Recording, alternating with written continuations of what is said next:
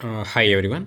स्वागत है आप सभी का बी द मास्टर में। मैं हूं जय और आज हम LA-7912P मदरबोर्ड के बारे में बात करने वाले हैं। जनरली मैं वीडियो नहीं बनाता, लेकिन थोड़ा इंटरेस्टिंग केस स्टडी था तो सोचा आप सभी के साथ शेयर करूं। फ्यूचर में आप सभी को शायद बेनिफिट होगा। ठीक है, तो मेरे पास एक सेम टू सेम बोर्ड आया था तकरीबन 10-12 दिन पहले।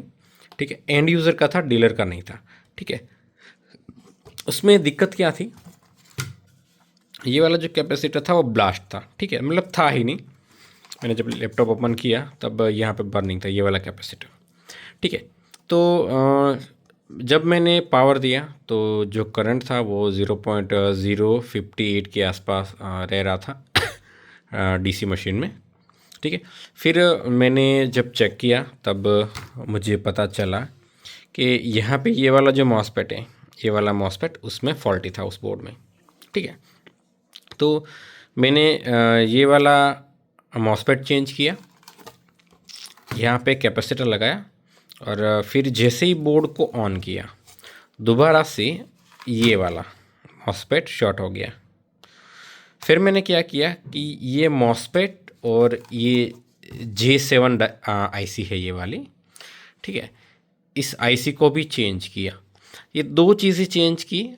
फिर मैंने बोर्ड को ऑन किया तो पता चला कि इसका रैम भी गया है।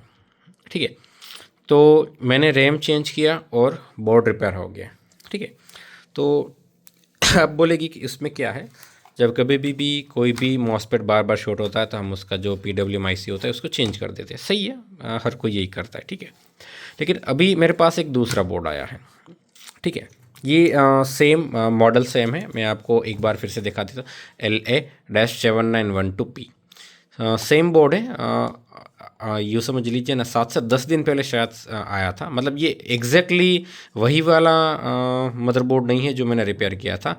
ठीक है, मदरबोर्ड दूसरा है लेकिन मॉडल सेम है। ठीक है, वो भी LA-7912P रिवीजन 1 था और ये भी LA-7912P रिवीजन 1 है। अब ये बोर्ड जब मेरे पास आया तब इसमें ये वाला कैपेसिटर ब्लास्टिंग वगैरह नहीं था, डैमेज वगैरह कुछ दिखा नहीं था। ठीक है, पहला बोर्ड था उसमें तो ये कैपेसिटर नहीं था, बर्न होकर निकल गया था, तो वो तो सीधा देखने से ही पता चल गया कि ये ख़राब है। अब इस बोर्ड में क्या हुआ, जब मैंने चेक किया तब पता चला कि ये वाला मॉसपेट फॉल्टी है, ये वाला। ठीक है, तो मैंने सिंपली ये मॉसपेट चेंज किया, चेक किया कहीं पे और कोई भी प्रॉब्लम नहीं था। मैंने बोर्ड को ऑन किया, बोर्ड ऑन होते ही ये वाला मॉसपेट फिर से ख़राब हो गया। ठीक है, तो जाहिर सी बात है कि सेकंड स्टेप यही होगा कि ये मॉसफेट चेंज किया और ये वाली आईसी चेंज की। ये दो चीज़ें मैंने चेंज किया। ठीक है, फिर मैंने बोर्ड ऑन किया। ठीक है, मैंने बोर्ड ऑन किया तो डिस्प्ले नहीं आ रहा था, लेकिन बोर्ड ऑन हो गया क्योंकि इससे पहले बोर्ड ऑन नहीं हो रही था।